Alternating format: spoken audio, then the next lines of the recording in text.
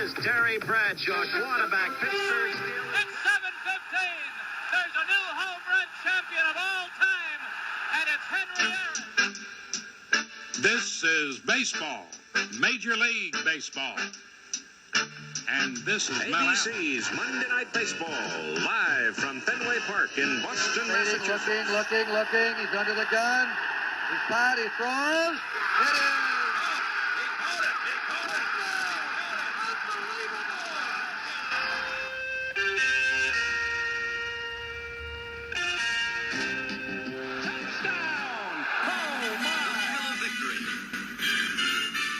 You are listening to the Past Our Prime podcast, kind of my You Are Looking Live Brent Musburger moment there. I'm Scott Johnston, joined by Bill Mahoney and Mark Hoffman every week since we started this thing back in January of last year. And guys, the last issue of the year, our second year. Can you believe it? Time flies, man. It seems like yesterday we were so excited to get Bob Thomas, which we still are, and Ed White going, here we go, this is it. You know, and Peter Vesey, which you obviously pissed off, we had it all, Yeah. And then, I just keep thinking, this is what I do always. I'm like, oh my gosh, does that mean that this time last year is right around when we talked to Nancy Lieberman or talked to Rick Barry? Yeah. I'm like, when you talk to Rick Barry, someone that we all kind of grew up like, oh my gosh, that's Rick Barry. And then you talk to him, that stays with you. It and does. So that doesn't seem like that was a year ago, but it was. It is. Yeah. Yeah. So last year, the Sportsman of the Year was Muhammad Ali. And here in 1975, Bill, tell everyone who got the coveted Sports Illustrated Award. Pete Rose, Charlie Hustle got the Sportsman of the Year. That's right. The all-time hit leader in Major League Baseball history. Rose and the Reds had just won a dramatic World Series over the Red Sox. And you can make an argument that at this time and for the foreseeable future, there was no more beloved player in all of sports possibly than Pete Rose. I mean, Pete Rose was a fan favorite if there ever was one. He gave it all up on the field. He never quit. Ran to first base on walks. Just was, he was the everyman player. Yep. Without a doubt, my favorite player. I defended him for years after the gambling accusations came out, but then it became just too obvious that he indeed had bet on baseball, and that kept Rose out of the Hall of Fame. And sadly, he died September of last year, where in Las Vegas, of course. He was 83 years old. And to talk about Pete Rose, we have the author of Charlie Hustle, The Rise and Fall of Pete Rose, Keith O'Brien, joining us to talk about him in just a bit. A best-selling book, one of the best sports books I've read in years. So a really detailed look at both the good and the bad when it came to Pete Rose. We'll be talking with Mr. Keith O'Brien in just a little bit. So, okay, let's get this one going, shall we? Before we get to the scorecard, of course, this is December 22nd, 1975, and we've got some great gift ideas from back then. Bill, what are people spending their money on? Well, like me, when I was around that age, I was at 11 years old, Pet Rock. It said 500,000 people have gone into stores to pay $4 for a Pet Rock. And I remember paying $4 because that's, I think, all the money I had for my allowance. And so that's what you do. You buy a Pet Rock. I bought it for my mom, and she was like, oh, thank you. And what do they say? It really is truly, people, it's a rock, but they promote it. They say things like the rock will mature into a faithful, obedient, loving pet with but one purpose in life: to be by your side when you want it and go lie down when you don't. There you go. Now, Mark, I know you're interested. I can see that look on your face. They are right now being sold for $30. So if you want to go buy a rock and have it all smooth and shined up, there you go. And it comes in a little box. It's a little bit of a hay. It's got a blanket on it. That could be yours to go home with today. But I bought one many, many, many years ago for my mom. I would rock my world if I could. You remember that old Saturday Night Live skit when Dan Aykroyd was talking about gifts? And one of them was like, Jane Curtin's like, and what about this one? This is called Bag of Glass. And he's like, yeah. It's a bag of glass. It's, you can look at it. It's all different colors and stuff. And she's like, but kids can cut themselves. And he's like, oh, whatever. So that's what I thought of a pet rock then, and that's kind of what I thought now. Couldn't you just go out in your yard and get, like adopt a pet, like not an official pet, but just a pet rock that was in your neighbor's backyard? That's a hobo rock. You're going to bring a homeless rock from outside. This guy, the rock you're getting is a high-end guy. He's been obviously to salons. He's got everything taken care of. He's ready to go. And he's an obedient pet. You can't trust an outdoor rock. Come on. So you're into like breeding of rocks. Yes. Yes. No, I'm not going to any kennel to get adopt a rock.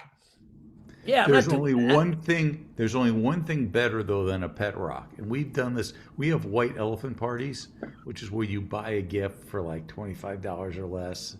They're joke gifts. Sometimes the gifts are okay, but they're usually joke gifts. So instead of a pet rock, one of the gifts was a picture of a pet rock, framed and everything. Really? And that would just get passed around year for year because nobody wanted it.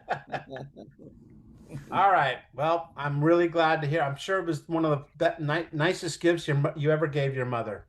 Oh gosh, yes. The next year I got her Charlie, the perfume, so maybe that was a little bit better. Yeah, she'd just get all emotional. Billy, remember the year you got me the pet rock? I still have Herman. I love that son of a bitch. I love him. He's so obedient. Oh yeah.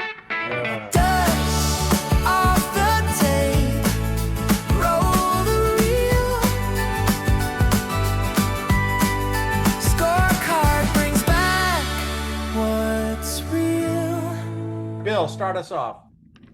Okay, this is they say football coaches, they try not to have rabbit ears. But all coaches, when they hear the crowd in the 4th and short situation, people holler, "Go for it, go for it." Well, Johnny Majors, the University of Pittsburgh head coach, claims that during one game he heard a fan shout, "Go for it, go for it." And then the fan added, "But you better make it, you SOB." Yeah. They always want you to go for it until you come up short. Then they're like, "What were you thinking? You can't go for it, then." It's like those shots in basketball where they go, "No!" Oh, that was good. Yeah. Yep. Mark, Delta State. Yes. Not to be confused with Delta Dawn, a song by, I think, Helen Reddy in the early 70s. But yeah, so Delta State was before it was NCAA women's basketball, it was AIAW. And they were the champions. And this year they might even be better. So they have a star player named Lucy Harris, okay? She is so good, okay? So they played Stephen F. Austin in a game. So Austin decided, you know what? We're just going to leave Harris alone. We're not going to even bother guarding her. We're just going to super defend everybody else on the team. So she can score as much as she wants. We'll make sure no one else hurts us. So in one sense, the strategy worked. Stephen F. Austin scored 53 points in the game. Everyone not named Lucy Harris managed to score only 27 points. So 53 to 27, that's pretty impressive. The only problem is Lucy Harris went off for 54 points in the game. They won the game 81-53, so Lucy Harris single-handedly outscored the Stephen F. Austin team 54 to 53. Yeah, that seems like a really, really poor game plan. That's like saying, let's just leave Jordan open and we'll do everything we can to stop Paxson. I don't see that working, Anyway. They said it and meant it. One of my favorite parts of the show. Billy, Dave Cowens, what did he say? Dave Cowens, he was signing autographs for an insistent fan. Afterwards, he goes, "Hey, now may I have your autograph to the fan?" Fan's probably like, "Oh, what do I do?" Yeah. Have you ever been that? Has anyone ever really chased someone down and been that desperate for an autograph? Because he sounds like an assistant fan. Hey, Dave. Have you guys ever done that? I remember. Do you remember we went to that Dodgers-Tigers game and Steve Garvey was in the clubhouse? And I was talking to him for a while left. Then Bill comes up and is like, let me get a picture with him. Yeah, sure thing, man. And then all of a sudden, Garvey sees me again and says, what do you do? Trying to double team me? No, I've never, I don't know first of all, I would never go up to someone to get an autograph outside of like the sporting arena or something like that. If I saw someone at a restaurant or something like that, I would not bug them. I have an exception for that, and that is Joe Montana was in town many years ago, and he had just signed a contract with LA Gear. So he was at the press conference to announce this new deal. So I felt he's making money for himself. This isn't after a Niners game. This isn't, at a charity event where he's working with kids. This is something where he's making money. So I got him to autograph 2 pictures for my nephews, and I gave it to them. So that's good. That would have been weird if you had gotten 2 autographs for your nephews and not given that to them. It'd be even weirder if you actually didn't have any nephews. Yes, there are 4 of my nephews. They're named Mark and Hoffman. Yeah, Mark Hoffman. Yeah. This parents say to man, he's a good kid. I got one. Cliff Hagan, University of Kentucky athletic director, on his apparent reluctance to discuss charges of misbehavior by Kentucky athletes. I resent it when I read in the newspaper, Cliff Hagan was unavailable for comment. I'm always available for comment, even if the comment is no comment. So wouldn't that make them a liar? I'm sorry, I'm not going to comment on that. No comment. Well, you just commented on it. You said no comment. So you're a liar. The Colts don't horse around. Louisiana. You forgot they said it. Oh, did you have one? I forgot. Yes, that's right. I did. I thought you had already gone. That's how important Don Strock is to me. Well, that's what I was going to say. He's a 3rd-string quarterback. He's forgotten. He can't even get on the show for they said it. But yeah, Don Strock was the Dolphins' 3rd-string quarterback. Reporters are all around him after winning the first game he ever started. And he said, I don't think I've been asked this many questions since my mother caught me drinking in high school. I can relate to that. I wonder what he was drinking. It was not milk. Right? I think it was Gatorade. Yeah. Yeah. Now we can move on to the Colts don't horse around. Louisiana-born quarterbacks like Burt Jones and Terry Bradshaw are praised for knowing how to win football games. And Jones proves it by leading Baltimore to a fog-shrouded 10-7 overtime victory over Miami. And that win, Mark, that was big for the Colts. It sure was, because they ended up the 10-7 overtime win meant that they won both meetings with the Dolphins that year, so they held the tiebreaker, and so that's how they won the AFC East, because they held the tiebreaker. Jones played through rib injuries, engineering 2 long drives, an 86-yard march to tie the game, and an 82-yard overtime drive to set up the winning field goal. Billy, you liked Burt back then when he was first on the scene. That sort of surfery look about him. I was one of the first guys. Like, man, that guy's just cool. But he threw close to 2,500 yards and had 18 TDs that year. And then in the 1976 season, he wins the MVP. So there you go. I knew my guys. I liked him a lot. Yeah, him and Lydell Mitchell. I think he played at LSU, I want to say. I think you're right. You're right. Yeah, and he did. He kind of came from out of nowhere, and all of a sudden he was really good. As for that 3rd-string quarterback, Don Strock struggled at quarterback. He completed only 7 of 18 passes, while Jones used Lydell Mitchell and Raymond Chester and Roger Carr to move the Colts downfield. The Colts now have won 8 straight. They control their playoff destiny, while the injury-depleted Dolphins give no excuses. Jim Langer noting, they beat us. Yes, they did. 10-7, the final. How about them Cowboys, Mark? The Washington Redskins carried all season by the gritty, aging Billy Kilmer entered Dallas needing one last dramatic win to secure a playoff spot, but instead they ran into a highly motivated Cowboys team. Mark, this was kind of the beginning of a good run here for these Cowboys. Yep, because the year before they'd missed the playoffs, and so they surprised everyone when they beat the Rams to open the season. And then in this game, it's a pretty close game. I think it was 17-10 going into the fourth quarter. Cowboys had 2 touchdowns and one going away by 21. Kilmore, I think, got hurt during the game. But the important thing was this was a big win, and it was a horrible loss for the Redskins because they didn't make the playoffs because of this loss. Cowboys and Cardinals finished tied for the division title, and I think the Cardinals had the tiebreaker, so the Cowboys made the playoffs as a wild card team. Yeah, Dallas was down in this one 10-0, and they end up winning it 31-10. So, all Cowboys. I've forgotten this game yet. In the back of my mind, it's kind of familiar. So I know for a fact I was probably glued to the television set watching this game and then getting pissed off they're down 10-0 and then them coming back. But little 10-year-old Mark was upset when they were down. Man, I wasn't just not so going to little. take it anymore. I was just turned 16, man. So you were not taking it. No. I lived and died Cowboys back then, man. They lost a game and I was not a happy camper. Yeah, losing football games back, when you really cared like that. Yeah. That made Mondays just horrible. Mondays they were soul wrenching. Yeah. You lived it so hard and your days are ruined. You're pissed off. Oh God. Yeah. Yeah. I can remember, like Chris Barr lining up for field goals and basically saying, "Oh God, please, if he makes this, I will," and then you make a prayer, promises to God. Yep. I'll clean my room. I'll be nice to mom. Yeah. As soon as they go through the uprights, you're like, what? What did I say? I don't remember that.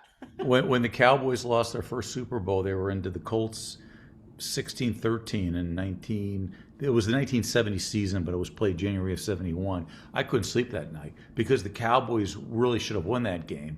In fact, it's the only Super Bowl where a player on the losing team was named the MVP.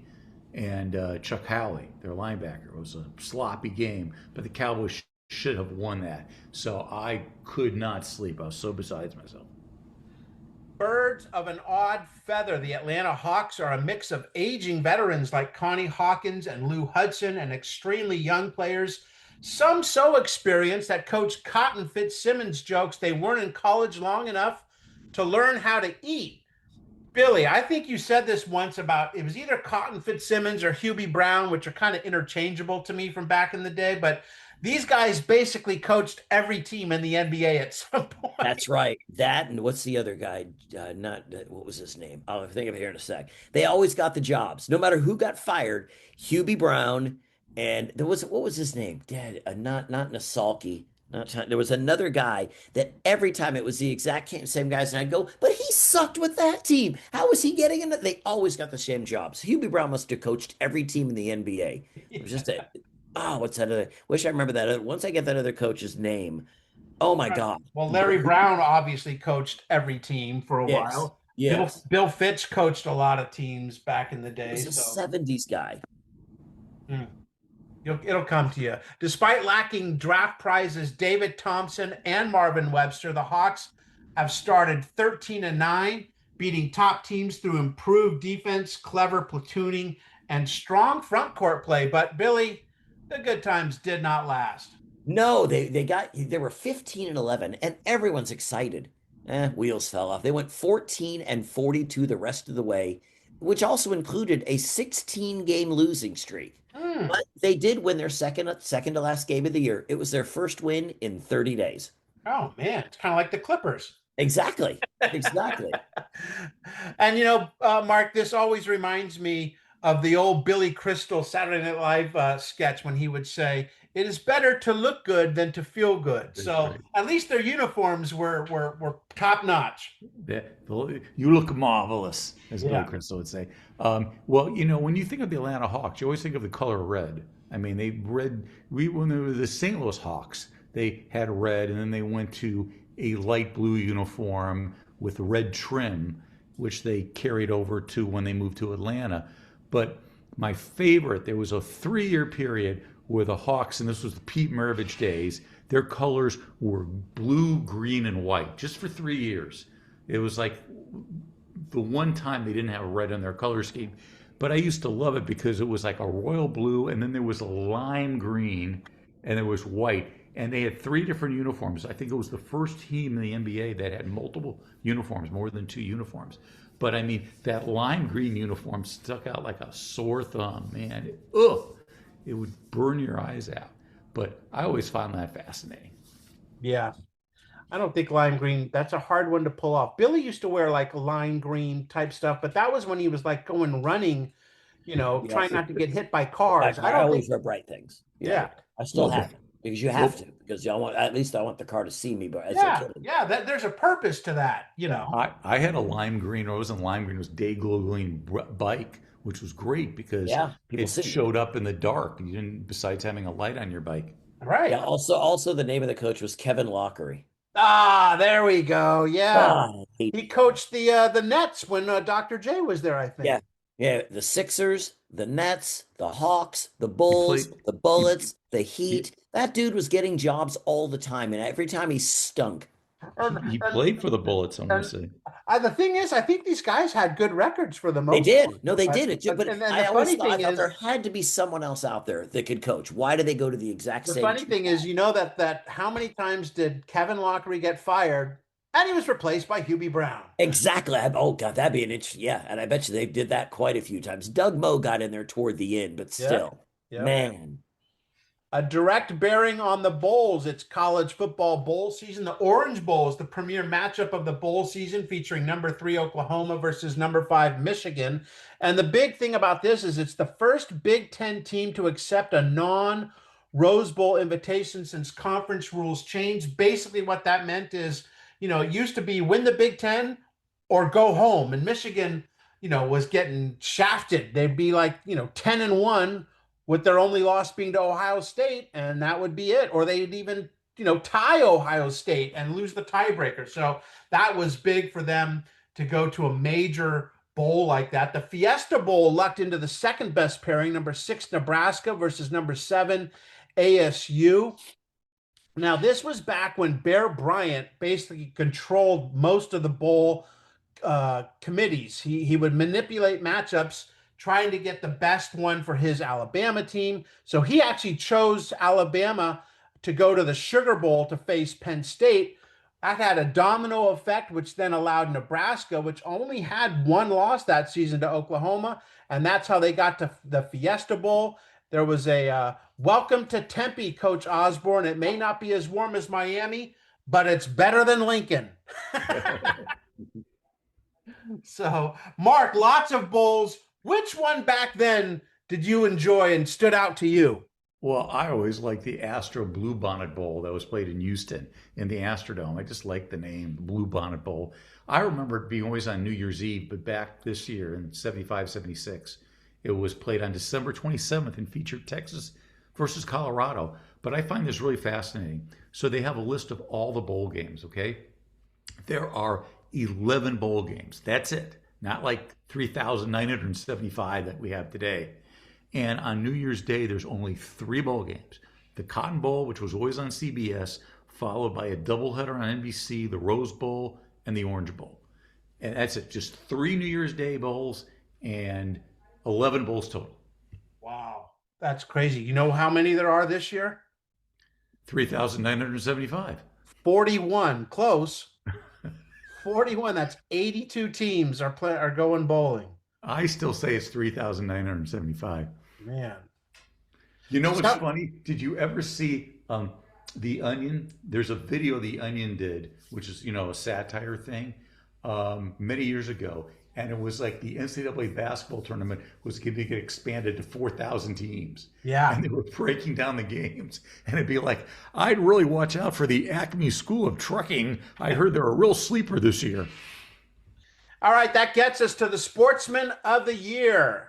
And that is, as we mentioned off the top of the show, Pete Rose. And his public image contrasts sharply with his private persona, illustrated by the flashy Maserati and modern wardrobe that seem at odds with his gritty, blue-collar baseball identity. As we mentioned, Billy, he was as adored an athlete and certainly Major League Baseball player as any back in his heyday.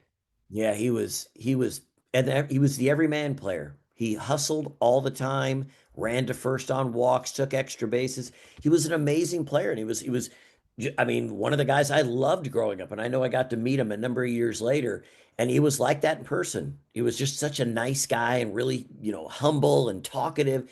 I loved him, and you look over when I looked over his stats and stuff from that year, they were good. 210 hits, 100 and 317, 74 RBI. One thing that caught me, there was no stolen bases for Pete Rose. I always thought Pete Rose did steal a few, but at least in the year he won the Sportsman of the Year, there were no stolen bases for him. Yeah, it was not a speed guy by any means, but he was such a hustler that you would think that he would figure out a way to read the pitcher. But then again, he had so many good guys behind him. He was like, I don't need to get in scoring position. We did mention that it's weird that Joe Morgan wins the MVP this year and next year. So it's kind of odd that Rose gets this award without even being MVP. He was MVP in 1973, so this wasn't his best year. No. But, like we said, it was his energy, his toughness, his hyper social nature, hyper competitive. There was all these traits about him that just your common man could so relate to. Also, look back, they asked him to move from the outfield to third base, and he jumped on it and played well. Mm-hmm. He was a guy that was a true team guy. I wonder if that helped him a bit, because a lot of guys you'd say move to a different position, they bitch and moan. He didn't. Well, give it a shot. And you were talking about him not stealing a base, but the one thing he was great at, because he was Charlie Hustle, was say going from first to third on a single, or scoring from second on any kind of a hit, or just ask Ray Fosse from the All-Star game. He would run you over. But there's a great picture of him here, the classic picture where it looks like he's Superman. He's flying. He's diving into third base, it looks like, but his arms are stretched out. He is literally parallel to the ground. Isn't that his statue in Cincinnati? Isn't that I could be wrong. I thought that was the statue where they put in. It's such a great shot, and his hair is just flying. Yeah. I think I saw him play one game. It was at Candlestick Park. I had seats right at around third base, about 20 rows up. And I remember vividly, as a 7-year-old, him doing just what you guys were talking about. He's on first base. There's a base hit to right field, and he's coming around second, and he's digging for third, and he comes head first into third, beats the throw pretty easily, if I recall correctly. But still, I was just like, oh my gosh. It was such an abandon, I mean, he didn't care about his body or anything. He cared about one thing, being safe at third base. And he's presented in this as a unique, original, joyful, tireless, and unpretentious. I think you got it right. Right. Just unhappy all the time. Someone who plays baseball with an infectious love that obviously resonates with fans and teammates, transcending comparisons to past legends. So, Pete Rose, your 1975 Sportsman of the Year. In 2024, the book Charlie Hustle, The Rise and Fall of Pete Rose and the Last Glory Days of Baseball was published, and it chronicled the ups and downs of Rose's life and career. In 1975, Rose was on top. He had just won the first of 2 straight World Series titles with the Big Red Machine. He was not only the SI Sportsman of the Year winner in 75, but you could make the argument he was the most popular athlete in the country, more than Ali, more than Nicklaus, more than OJ, more than all of them. Pete was on top of the world, a shoo-in for the Hall of Fame. But it wasn't to be for many reasons. And Keith O'Brien, the author of that Charlie Hustle book, joins us now to give us a little insight into Pete Rose, the player, and Pete Rose, the person. Hey, Keith, thanks so much for joining us this morning on the Past Our Prime podcast. Thanks for having me, guys. It's a pleasure to be here. 1975, Pete Rose is the darling of baseball. He's a blue-collar guy with a incredible work ethic. Fans just resonated with him everywhere. I loved him. My favorite player by far. Try and convey to our listeners how beloved he was, not just in Cincinnati, but by the baseball community and the entire country. So, my book is called Charlie Hustle, and as you probably know, you write a book, you spend, you put all this energy into the 100,000 plus words that are in it, and then everybody, dissects and gets in there for the cover and for the title, and I loved that title because I do think the nickname mattered. I think if you think about the American story, the bedtime story we like to tell ourselves, we like to tell our children or our grandchildren. It is, if you work hard, if you try hard, if you hustle, you can do anything. That is the American story. And that is really the Pete Rose story, and I think people were drawn to Rose because of what he represented. He was white working class, from the west side of Cincinnati, a very blue collar part of town. I think today Pete Rose, frankly, wouldn't exist. His family wouldn't have had the money to put their young child into travel baseball and everything that's involved with youth sports today. He was this real underdog. He did play hard. And people were drawn to that as a result. And so, yes, as you indicated, Scott, by 1975, when that jacket comes out, he's not just a baseball player. He's not just one of our most famous athletes. I mean, Pete Rose is the American dream personified right there on the cover of SI. I love that you talk about the name because Pete had a way, I don't know if it was something he did or if he just lived a charmed life for a while, of turning these negative things into positive ones. And I'm going to use the name Charlie Hustle, the title of your book, because he gets that as a way of being mocked and he turns it into this badge of honor. Tell our listeners the story behind Charlie Hustle.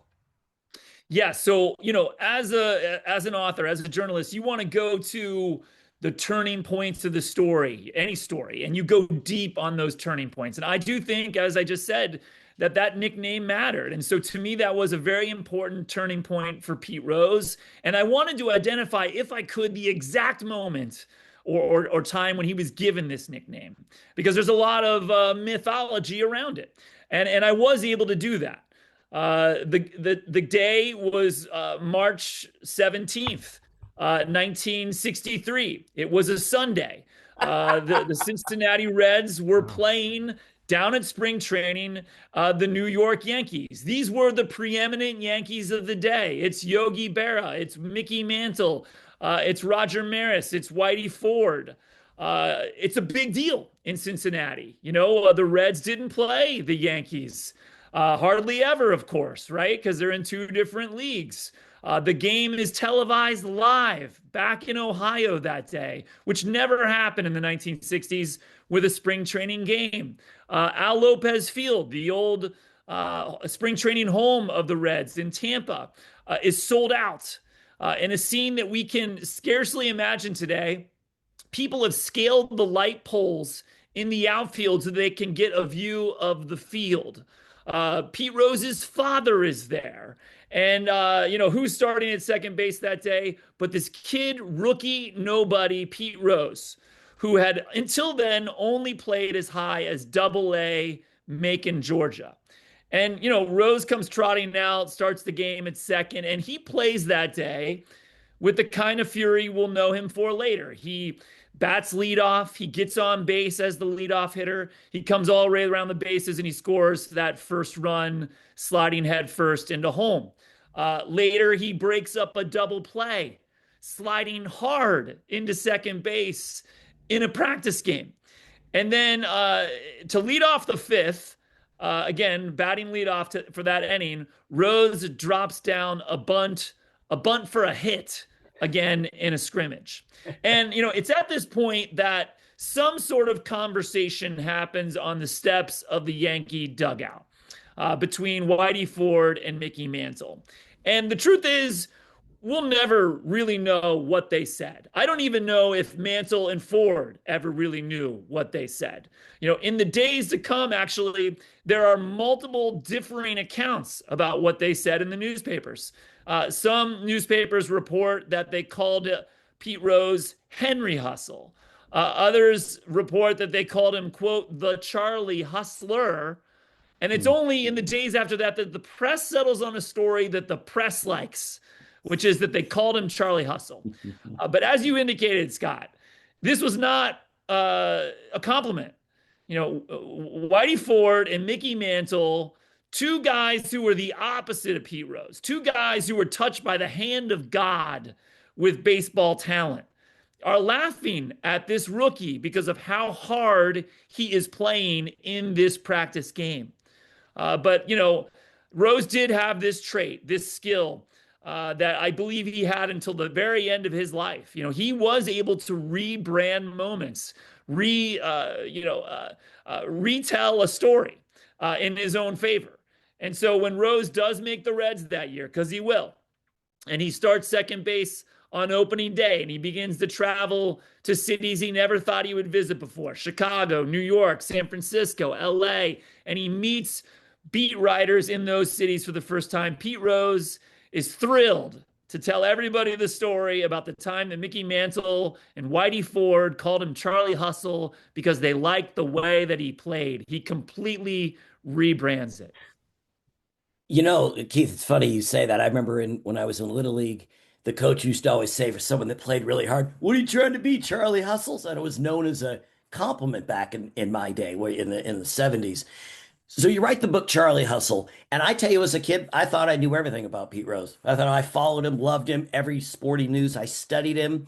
But what is the biggest misconception of your reporting that shattered some of that image? Wow, good question. You know, as you know, Pete Rose in life and in death, still now, is a divisive and polarizing figure. And, you know, that he has the people who will defend him until the end of time. And he has the people that, you know, criticize him even now that he is gone.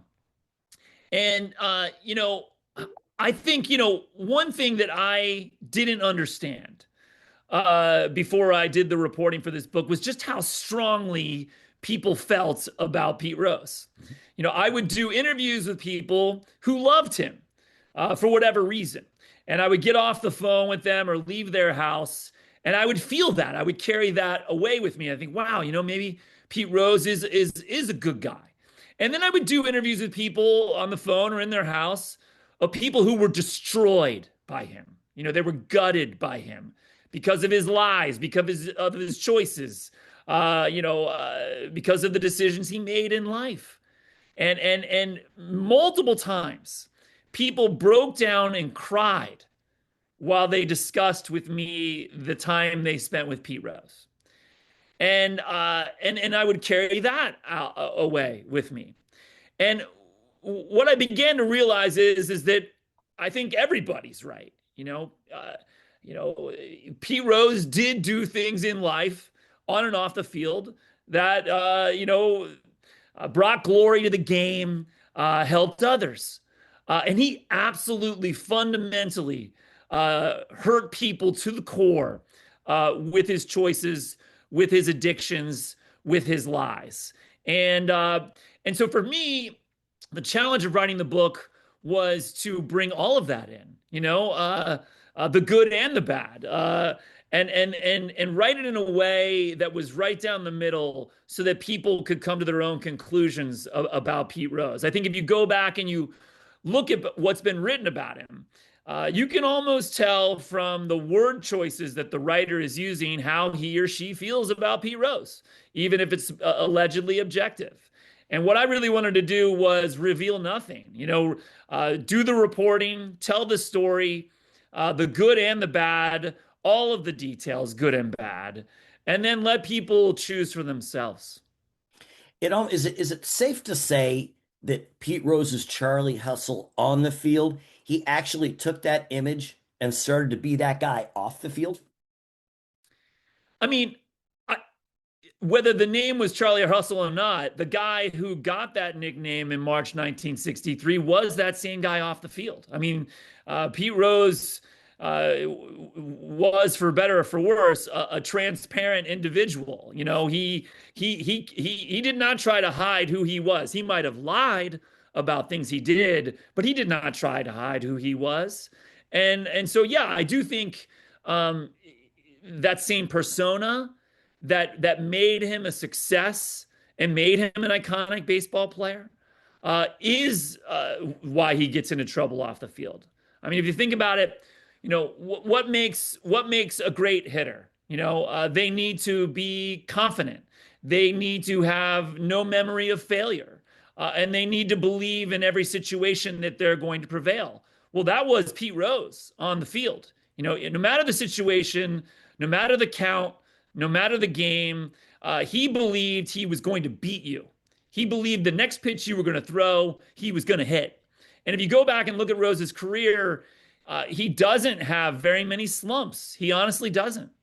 But if you think about those attributes I just mentioned, confidence, arrogance, this enduring belief in oneself, and this enduring belief that he will beat you. Well, these are the same things that get him in trouble off the field in the 1980s, and specifically in 1989. I think one of the most stunning things from my reporting is when Rose was first called into New York in late February 1989. It's a secret meeting with the outgoing commissioner of baseball, Peter Ueberroth, the incoming commissioner of baseball, and then National League president Bart Giamatti, and Bart Giamatti's right-hand man, Fay Vincent. And the question that they want to ask him that day is that they've been hearing rumors that he's bet on baseball. Indeed, they've been hearing these for months. And now they know that Sports Illustrated is writing about it. And they want to ask him point blank, have you done it? And, based on my reporting, not conjecture, not my opinion, my reporting, if Rose is honest that day with those men, they would have done everything they could have to save him, to salvage him. And I don't mean to say that they would have brushed it under the table. They wouldn't have. Rose was going to have to pay his price. He was going to have to have his penance. But remember, as you indicated at the outset here, Pete Rose was a huge star. This was bad for baseball. This was bad for America. This was bad for the networks that had partnership deals with baseball. It was bad for everybody. And so if they could have put him, in a press conference in which he admitted to what he did and admitted to his many problems and addictions and put him into treatment to get help, I do fundamentally believe that Pete Rose would have been back in baseball within 5 years. That's so interesting because that was going to be my next question. And was it something about Pete's DNA that even if he knew in his heart of hearts that he had done wrong, he just couldn't admit it, and that was his downfall? Absolutely. Yeah, he couldn't be weak. He couldn't be weak. He couldn't be vulnerable. And I think, like a lot of people, I think he began to believe his own lies. The longer he lied about what he did, I think the more he believed it.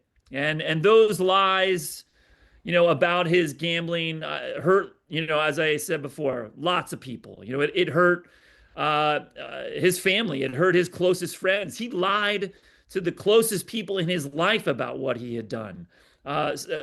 One of his closest friends, a man named Tommy Giosa, who was in Rose's inner circle in the 1970s and 80s, will go to prison, defending Pete Rose. It hurt, obviously, the city of Cincinnati, the Cincinnati Reds, and I do think it hurt Major League Baseball in the memory of Bart Giamatti. Absolutely. I mean, could it be a comparable to, say, Michael Jordan in the sense that whatever secret meeting they had with Jordan, all of a sudden he steps away from the game for 2 years and comes back? Could there have been something similar to that had Pete had just fessed up? Well, I don't, now we're getting into one of the great conspiracy theories in sports history. And man, I wish we all knew the details there. We're counting on you, Keith. Yes, we want conspiracy. Yes, you're young enough to get it all. I don't think it would have been a step away from the game, hush-hush deal. Sports Illustrated was on the story. And in fact, they had the story. and would break it within weeks. And so Major League Baseball was trying to get out in front of a PR problem that they had now. And so, no, it was all going to come spilling out. Sports Illustrated had the goods. They had done the reporting. And so Rose was going down one way or the other. You know, Keith, usually when we have a writer on, they're a little timid. They keep things a little close to their vest. If we could get you to come out of your shell, maybe talk with a little passion, Please. that would be really good TV for us. So, no, this is great. I can tell that you are just so invested in this subject matter. It's a joy. You're like Pete Rose, very confident. Yes, hustle. The 75 World Series, Reds and Red Sox, an all-time classic, and Rose is right in the middle of it. Joe Morgan is the MVP for 2 straight years. Johnny Bench is Johnny Bench. Tony Perez is the leader of the team, but it's this singles hitting, rough around the edge Pete Rose that is the catalyst for the Big Red Machine, isn't it? I believe so. Yes. I mean, there, of course, has been, lots of reporting around the Big Red Machine. And as you indicated, there was a lot of talent in that clubhouse, but without Pete Rose, they're not getting there. No question. They're not getting there. September 11th, 1986, he gets hit number 4,192 to break Ty Cobb's all-time record. He finishes with 4,256 hits, the most in Major League history. Also played in more games than anyone, more at-bats. Is it fair to say that despite him being the all-time hit leader and this beloved player, that we forget how great of a player Pete Rose was? We live in an analytics era. And, if you were to find data that suggests he isn't one of the all-time greats, I think his WAR, wins against replacements as a player, is quite low, for what would have been a Hall of Fame career. But I think, what analytics doesn't capture, are those intangibles. You mentioned the 75 World Series, which of course is, precedes his Sportsman of the Year cover on Sports Illustrated by about 2 months. What people forget, is that the Reds were in trouble there. They were heavy favorites going into the 75 World Series. The Red Sox were not nearly the team that the Cincinnati Reds were. Hadn't put together nearly the season that the Cincinnati Reds had. And all of the odds makers, all of the experts were picking the Reds to win in a sweep in 5 games, etc. But of course, it doesn't go like that. And it's a very close series. And, what people remember about the series, of course, is Carlton Fisk's, game 6, wave it fair home run. But I think we had to go back just a little bit before that. In the 7th, 8th, and 9th inning of Game 6, the Reds were in full control of the game. They were up big, and now they were bringing in, their closers, slam the door shut. It's over. And 3 innings, 4 innings before Carlton Fisk's home run, there are 2 outs in the 8th. And a pinch hitter by the name of Bernie Carbo is coming to bat with 2 men on, and the Red Sox down by 3 runs. There are clips of this moment online on YouTube, and you can find it. And you will see that Fenway is a library. It's dead. It's cold. It's misty. It's over. This series is over. And Bernie Carbo is highly overmatched in this at bat. I mean, he's having a terrible at bat, and with 2 strikes, Bernie Carbo, hits this straight to center field missile out of the park, which of course sets up Fisk for his heroics, 4 innings later, and then there are 3 days of rain, and so the Reds have to sit with this loss, and we all know as sports fans, momentum is a real thing. And things change. And the Reds go into Game 7 and they're down straight out of the gate. They're down, and it is now over in a different way. And that entire Game 7, even as the Reds are losing, Rose was supremely confident in the dugout. He was the opposite of Sparky Anderson in a lot of ways. Sparky could go dark. He could go negative. He could get in his own head. And Sparky had reason to go dark here, because if the Reds lost Game 7 of the 75 World Series, Sparky Anderson is fired. They're probably trading off pieces of the Big Red Machine. The entire history of baseball is different. Rose believes they're going to win. He spearheads them to victory in the late innings with plays that make the box score and don't make the box score. And so, yeah, I think he's fundamentally, one of the greatest players, certainly of the 20th century, and one of the most iconic players of the century, no doubt. How did his teammates back in the day feel about him? I know there was some sort of issue with him and Johnny Bench at times. There are lots of talent in that clubhouse. There were a lot of egos. And, when Joe Morgan was traded to the Reds in 72 from the Houston Astros, the first thing that Morgan was told when he arrives to Cincinnati in February of 72 is that he's got to make a choice. He can be friends with Rose or he can be friends with Bench. You can't be friends with both. And so there was a gulf there between them. And I think it was just about ego, and I think a lot of it was, frankly, Pete Rose. People think that Rose and Bench were contemporaries. They really weren't. Rose was significantly older than Bench. And this is his town, his city. He's from Cincinnati. He's the native son. And here comes Johnny Bench, who's taller, more handsome, more articulate, more powerful as a hitter, all of these things. And Bench is an instant star. And in a lot of ways, Bench is more Cincinnati than Rose is. Anyone who knows anything about Cincinnati, which is my hometown, knows that it's a conservative place. It's a buttoned up place. It's a Procter and Gamble company town. And here's Pete Rose swaggering, making grandiose statements, driving grandiose, flashy cars, and wearing furs, etc. And here comes Johnny Bench, this quiet kid from Binger, Oklahoma, who says and does all the right things. He's polished right out of the box, playing golf with Jack Nicklaus and Bob Hope. And so I think Rose was threatened by that, and there was a problem there, absolutely. But everyone I spoke to, told me that they didn't like to play against Pete Rose. Sometimes they hated him when he was on the other team, but they loved it when he was playing for them. Man, I know that, I'm going to go to your book here for a sec.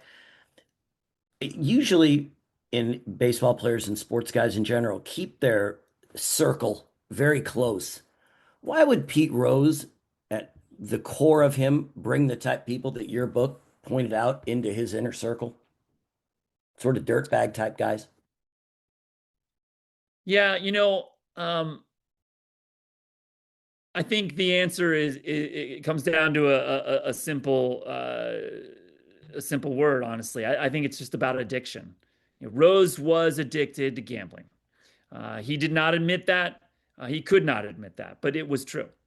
And what do we as people may not know a gambling addict in our life, but I think all of us have known someone who struggles with addiction, whether it's alcohol or drugs. And what do addicts tend to do? They tend to surround themselves with people who will aid and abet that addiction. And Rose, could have hung out with anybody in Cincinnati, and there were times when he did. There was a racetrack owner who I interviewed who was one of the wealthiest men in Cincinnati in the 1980s. And he was friends with Pete Rose, and Rose could have hung out with him anytime he wanted. But when he went to the racetrack, he would be hanging out with his guys, in his box.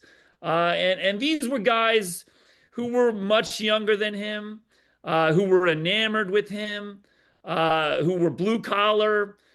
They needed him. And many of them were from the west side of Cincinnati, just like Pete Rose. And so I do think that Rose surrounded himself with guys who were willing to do what he wanted to do. And I mentioned Tommy Giosa before. I interviewed Tommy Giosa for 14 hours on the phone and spent an entire day with him at his home in Florida. Tommy, for the last 35 years has led a stand-up life. He's a successful businessman and a law-abiding person. But in the 1970s and 80s, Tommy was sucked in, by the gravitational force of Pete Rose. He needed that warmth and light from Pete, and then he was willing to do what Pete wanted to do, whatever that was. Pete kind of chose like the kind of player he was going to be? Because I thought I read somewhere that he said, if I wanted to be a power hitter, I could have been a power hitter. But I decided I didn't want to sacrifice my batting average. It was more important for me to get on base than it was to me to hit home runs. Is that a true story, a true characterization of him? I mean, potentially. I don't know the answer to that exactly. I think, based on Pete Rose's swing, how he swung, I think he probably would have struggled to be a consistent power hitter like a Johnny Bench or a George Foster. I don't think he had that kind of swing. I don't think he had that kind of power. But I do think it's true that all great hitters have the ability to do lots of things. I'll mention another one here who's said a similar thing that you just mentioned. Ichiro Suzuki, now in the Hall of Fame. We all know Ichiro was a quote unquote singles hitter. Slap that ball into the hole, get on base. And Ichiro has said too, listen, if I wanted to hit lots of home runs, I could have done that. And I do think to a certain extent for all great hitters, that is true. But I don't think that Rose had the kind of swing that would have made him a consistent power hitter. And I would say the same thing for Ichiro. I don't think Ichiro had that kind of physique or swing to make him a consistent power hitter. And so those guys did what smart athletes do. They got the most out of their talent, most out of their abilities, and leveraged their greatest skill for the benefit of themselves and their team. As much of an ego as Pete had, he was a team player first. And it was remarkable that all the position switches he made in his career, and I'm going to third base and et cetera, talk about how despite all the individual accolades he got, he was a team guy first. Yeah, I think certainly Pete Rose, no one would be wrong to allege that Pete Rose was selfish. I think his selfishness is a lot of the reason why he got in trouble.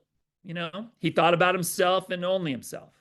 But you're absolutely right, Mark. On the field, in the clubhouse, he was willing to do things. And I think moving to third base in 1975 is the greatest example of that. To start that season again, 75 season, the Reds are supposed to get to the World Series. They're supposed to win the pennant. That's the prediction straight out of the gate, and they're struggling. In April and May 75, they are scuffling along. And one of the problems was third base.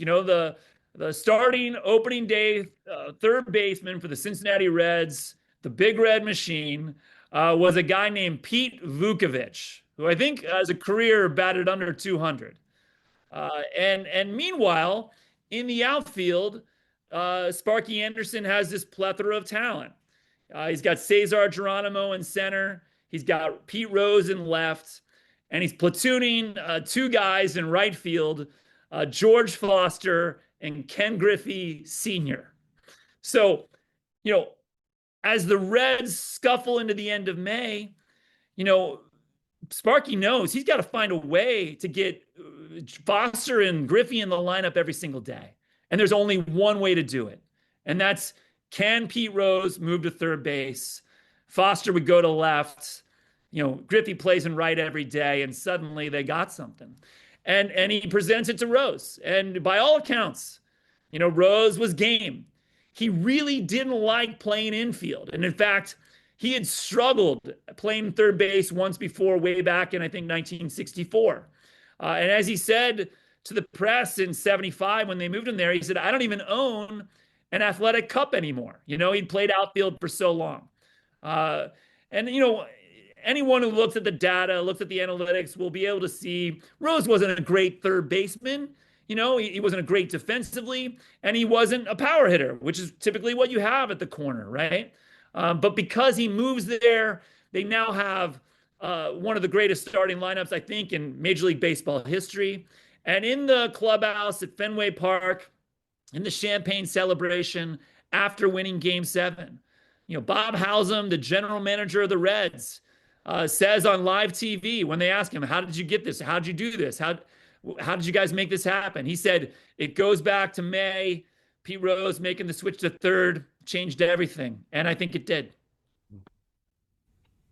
We are talking with one of the more prolific writers in America these days, Keith O'Brien, author of Charlie Hustle. Seems like, Keith, you're putting out a new book every year now. Tell us what's coming up next in March, a new one that sports fans will really enjoy. I've got a new book coming in March 3rd. It's called Heartland. It is the story of the rise of Larry Bird in rural Indiana in the 1970s, the enduring miracle of his 1979 Indiana State team, and how that moment in time really changes everything for Bird, for the people around him, for basketball, and for Indiana itself. It's a narrative that just takes place between 73 and 79. It's effectively an origin story of Larry Bird, and I'm really excited about it. Yeah, where can people pre-order this, Keith? Christmas time. Well, Heartland can be pre-ordered wherever they sell books. All right. But if you're interested in a signed copy, signed copies can be purchased online through my local independent bookseller here in New Hampshire. It's called Water Street Books. They ship for free if you're looking for signed copies. Wonderful. Great. Can't wait for that. We'll have to have you back. Awesome. Do you find it somewhat intriguing now that baseball and all of sports are firmly partnering with gambling, and yet that is what kept arguably the game's most popular player of the last 60 years out of the Hall of Fame? How do they square that now? I mean, they can't, is the short answer. I think that's one reason why Rose was effectively reinstated, is that you can't explain this anymore. I mean, listen, it would be economic folly, a huge mistake for any professional sports league, Major League Baseball included, not to partner with legalized gambling platforms like FanDuel, DraftKings, BetMGM, etc. I mean, this is one of the fastest growing industries in American history. Every year, we set new sports gambling records. We're going to set a new one this year. And then I will predict right now, we'll break it next year. So, they have to partner with them. To not do so would be to almost ensure irrelevance in 2025, 26.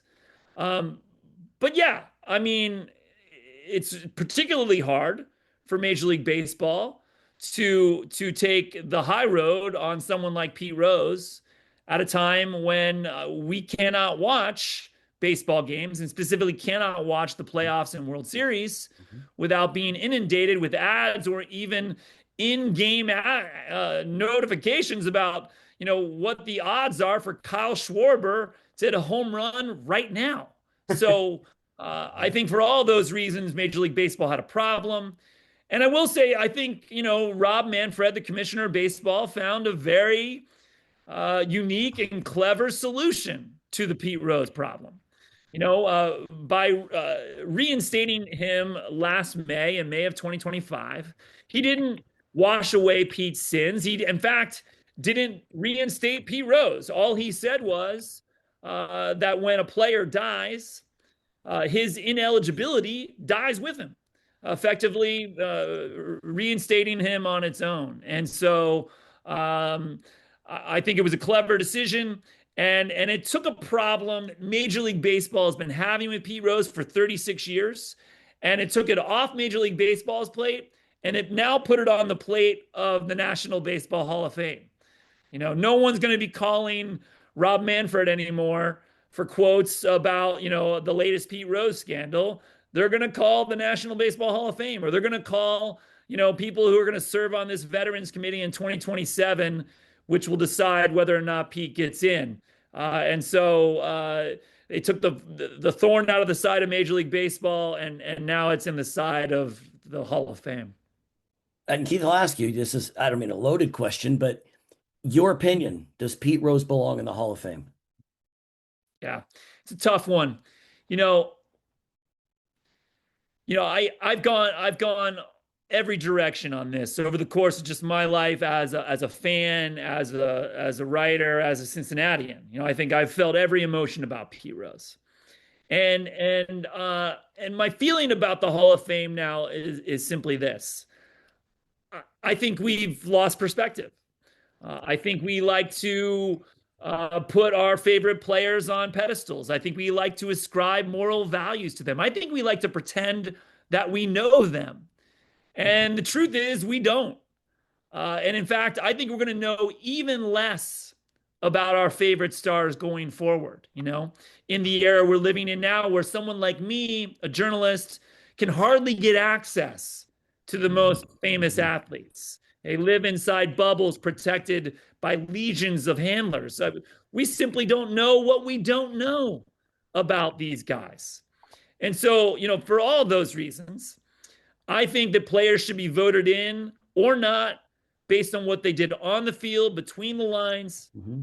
And if what they did off the field is so wrong, I say put it on the plaque. Put it on the plaque at Cooperstown and shrine those mistakes in bronze. And let's stop pretending that every great player is also a great person. Lightning strikes as answers try. Buzzers bring chaos in the air. Trivia time, truth. So we had a guest on our podcast last year, Stephen Lang, actor Stephen Lang. And he did a movie in the early 90s, a TV movie about Babe Ruth. And in that movie, here's your trivia question, true or false? Okay. Pete Rose appeared as Hannes Wagner in the movie. What year was the movie? 1991. Oh, gosh. I'm going to say false. It is false, but Pete Rose was in the movie. He did not play Hannes Wagner. He played Ty Cobb, and he has a scene in a restaurant with Stephen Lang. And because, he couldn't have any affiliation with baseball, he had to do a scene wearing like street clothes and not any kind of baseball uniform. Oh, that's a good trivia question. I love it.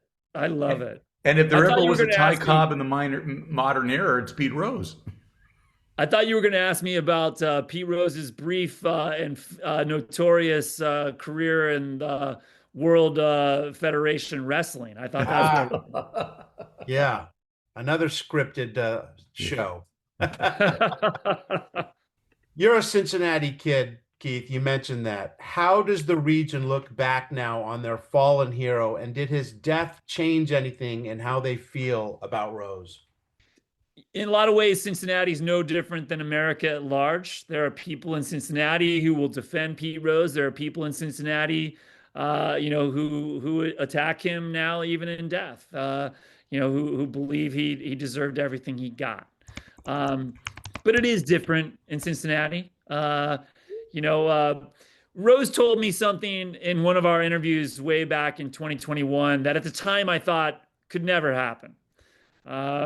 Again, I got access to Rose for my book. 27 hours of recorded interviews with Pete Rose before he stopped calling me back, before he shut down. Sadly, I did not hear from him in the final years of his life, even after the book came out. But he told me something in one of our final interviews in 2021. We were talking about legacy. We were talking about death.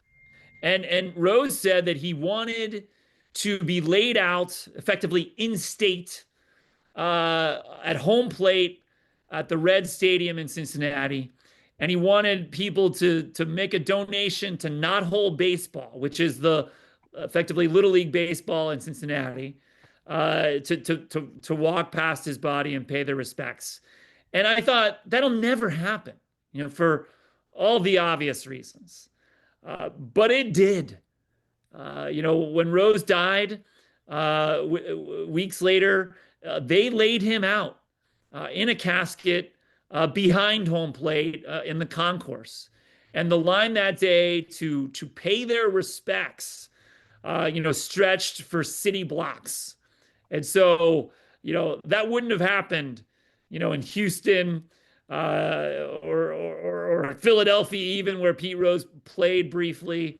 Wouldn't have happened in New York. That could only happen in Cincinnati.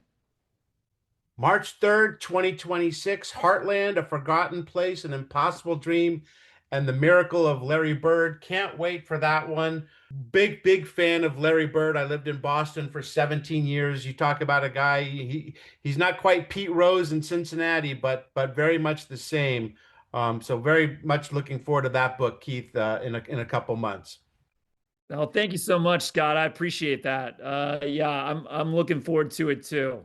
It's been quite an odyssey the past few years, writing about famous Midwestern athletes. Man, I could just write a book about writing those books, I think, at this point. You keep writing them. We'll keep reading them. Do we have a deal? You got a deal. Thanks for having me, guys. It's my pleasure. Yeah, Keith, that's an awesome book, Charlie Hustle. Just Thank fantastic. you so much. I couldn't put it down. It was so good and so well researched. Just amazing. Thanks so much. I appreciate that, Bill. Thank you.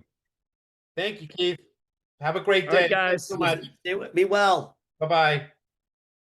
Okay, so Pete Rose is the 1975 SI Sportsman of the Year, but the two runner-ups are a couple of athletes everyone has heard of. I mean, this is quite the triumvirate that we have here. Mark, O.J. Simpson, make his case. Should he have won? Well, I guess. I mean, I think you can't go wrong with either one. I just find it fascinating. The two Sportsmen of the Year, 1 and 2. So Pete Rose, whose image gets tarnished with the betting scandal, and then O.J. Simpson, whose image gets tarnished with something a lot more serious, murder. It's interesting that those were the two Sportsmen of the Year. But, I mean, again, Pete Rose beloved. O.J. Simpson, people don't realize how beloved he was. He was doing those Hertz commercials. He's running through the airport. The old grandmother in the commercials going, "Go, O.J., go!" I mean, everybody loved O.J. And they loved watching the way he played on the field, and they watched him off the field as well. As he started getting an acting career going, he was in Towering Inferno, did a lot of TV. I just found that fascinating that those are the two Sportsmen of the Year. Yeah, they both really had quite a fall from grace. And like we said, what they did, not even close to being on the same level, but nonetheless, both. The weird thing is did OJ get taken out of the Hall of Fame? No, he didn't. No, you don't get taken out of Hall of Fames. No. No, So and the reason is, you were inducted into this Hall of Fame for your prowess on whatever sport you're doing. Yes. So it's separate. I mean, Ty Cobb's on the Hall of Fame, and he was probably the biggest racist in the world. So it's based on your achievements in that sport. I always thought but Rose, a little bit should have odd been that OJ, is in and Pete isn't. Yeah, Rose should have been on the Hall of Fame ballot and let the writers decide. Again, all Pete had to do was say, "You're right. I screwed up. I shouldn't have done this.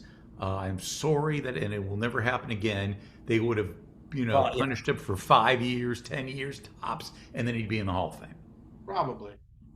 But egos. Even weird that OJ's in and Pete isn't. Who was the other guy, Billy, that had a case at being Sportsman of the Year? Someone that is still considered. Yes. I don't think he spent any time in jail. No, he didn't, and he's still viable today. He still does speeches. His name's Jack Nicklaus, the Golden Bear. Jack Nicklaus had a really good argument. He won had 18 tournaments that year in 75 that he never finished out of the top 20. He was out of the top 10 only twice in the whole year. And in 14 events, he was among the top 6. What is it? They said that he won 5 times in the U.S. on the demanding courses of Augusta, Firestone, Harbortown, Pinehurst number 2, and Doral. He was the money winner for the 7th time. He was a PGA Player of the Year for the 4th time. He became the first player in history to win 2 major championships in a single year for the 4th time, breaking out of a tie, with what is it, Bobby Jones and Ben Hogan. Jack Nicklaus could have won for 8, 9, 10 years in a row. But I look at his year in 75 with how dominant he was. Every tournament that he went into, it seemed that he had the opportunity in the tournament to win. So in a lot of ways, when I looked at all 3 of them, it looked like Nicklaus was consistent throughout the year, and his sport being so individualistic, he was the dominant force.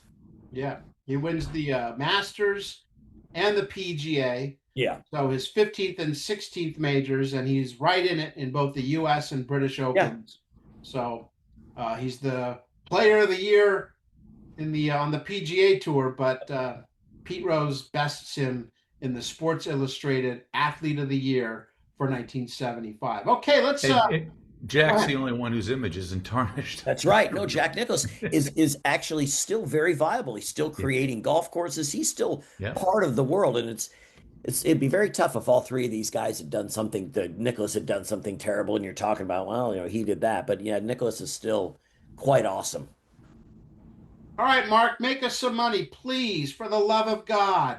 Okay, I'm going to make you a lot of money, okay? Pretend this is December of 1975, and I say to you, you need to invest your money properly. 3 letters, IBM. Just think how much money you'd make. Well, anyway. You tell me. Just like someone come up to you and say, hey, Apple, I heard is this really good stock, you should buy that. Anyway, this is about IBM, and they are coming out with a new type of typewriter.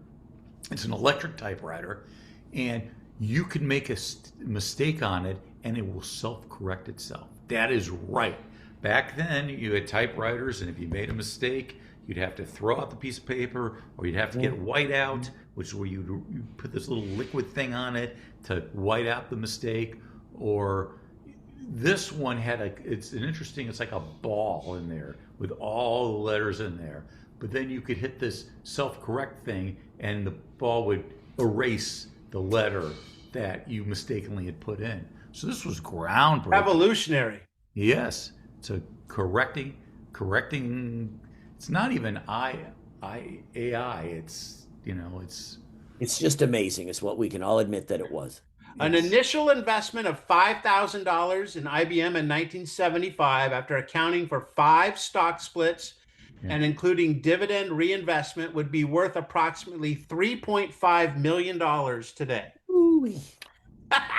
Man, our little young ages couldn't do that. But just think if you your parents did it for you. Like, oh, get this, ha ha ha, sonny. You'd be like a triple millionaire.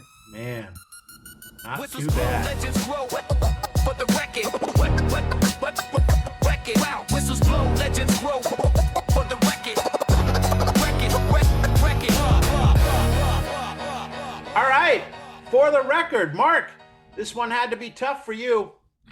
Oh, it did, because, my love of the Detroit Tigers. Back on this date in December, the beloved Mickey Lolich is traded by the Tigers to the New York Mets in a deal in which Rusty Staub is the main guy going back to the Tigers. So Lolich, had pitched for the Tigers from 1963 to 75. He won 3 games in the 68 World Series, including the decisive Game 7, where he outpitched Bob Gibson. But his career is now, and he's going to the Mets, and he didn't have an awful year with the Mets. He actually pitched pretty well from them.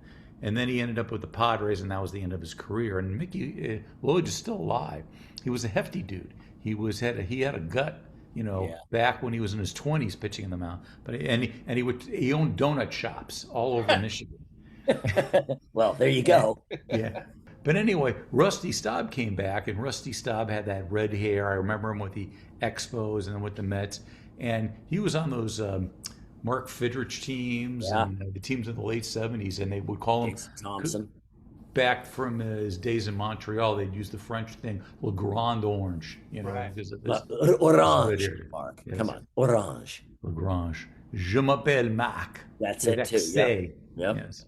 Yeah, I like those Tigers teams. They weren't any good, but they were fun to watch. They were. Bill, the Yankees with a few deals that really shaped their team going forward. Okay. They traded Bobby Bonds, traded him to the Angels for a couple players, Mickey Rivers and pitcher Ed Figueroa. Then they sent Doc Medich to Pittsburgh for infielder Willie Randolph and pitchers Ken Brett and Doc Ellis.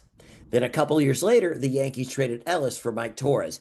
Just those guys alone. Rivers won 2 World Series. Figueroa won 54 games in 3 years, 2 World Series. Randolph was 13 years in New York with obviously 2 World Series. He also managed the Yankees for parts of 5 years. And then Mike Torres, 1 year with the Yankees, 2 World Series, complete games, win the series. Talk about being able to capitalize on making 2 deals, basically 2.5 if you say Ellis for Torres.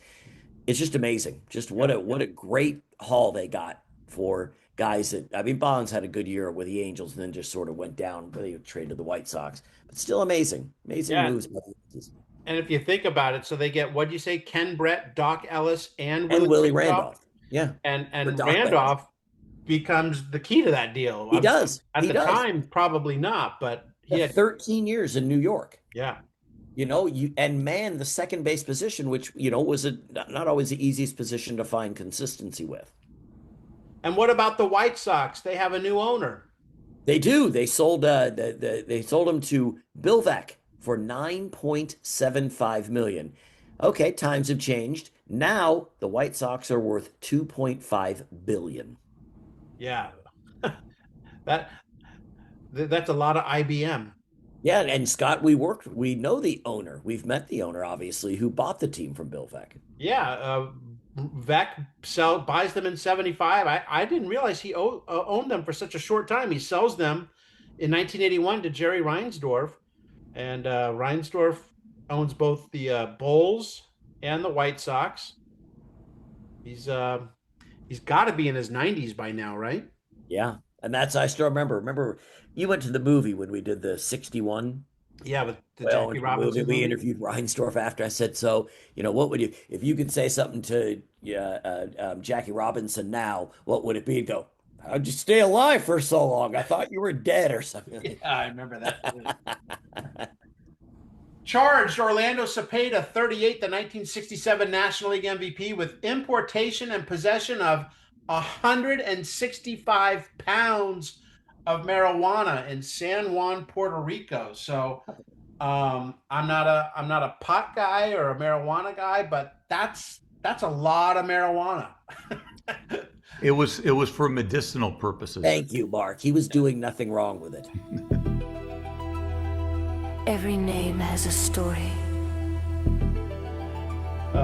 Faces in the crowd, Mark. Faces in the crowd. Yes, I've got Dana Hollinsworth, a junior soccer player at St. Lawrence University in Canton, New York.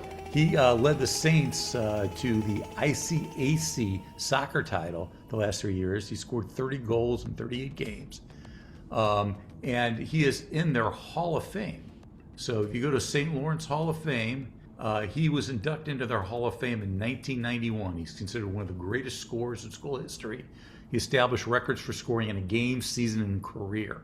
He had 36 wins in his 4 seasons as a varsity starter. And Bill, tell me about my brother, Greg. Okay, we'll go by Craig this time. Craig Johnston. We're real close. You're very tight. Yes, you guys goof around by messing up the name. We all know that. But either way, Craig Johnston is a Whittier Christian High School senior. He scored 6 times and rushed for 448 yards in a 61-6 defeat of LA Baptist. Yeah, you think he's done playing football? Not true. He would go to Cal Poly, where he quarterbacked the 1980 Cal Poly football team to the NCAA Division II National Championship. But he wasn't done with football yet. He authored a book covering the no-huddle offense, the spread and the no-huddle offense. Wow. That's awesome. A lot. Yeah. 19th hole, Bill, the last thing tonight, the last thing of the year, basically. That's right. It's one of Mark's favorite topics, nudity. It is. It's all he talks about, man. This is from Bob Feldman. He said, cancel my subscription. It is utterly deplorable that a magazine of your excellent quality would lower itself to exposing the bare nakedness of a woman just for cheap sensationalism. But keep up the good work. Very sexist comment. Yeah. You're canceled. Oh, funny. Well, there you go. Year 2 in the books. Next week we'll have one, but no guests. We'll just look back at some of our favorite guests from the year. Anyone that jumps out at you, just give me one that we can look forward to next week. Mark, you got someone? There's so many good ones. I'll go with Georgetta Foreman just because, Georgetta was an intern in the sports department. So I knew her. She worked there, and she's such a nice lady. And talking about her dad, George, the way she talked about him, it's a fond memory. And again, my biggest regret is she talked about how he liked to sit there and watch Westerns on TV at home. And I wish I could have sat on that couch with him. The only thing about that is I'm pretty sure Georgetta was last year. Are you sure? I think so. Let's see. I've got it coming up. October 28th, 2024. So we'll edit that into the best of 1974 show, Mark. Okay. All right. Yeah, good stand up with us, Mark. In that case, how about Bill Spaceman Lady? Peter Vesey. How about Howard Cosell? Exactly. That Howard one was really good, dudes.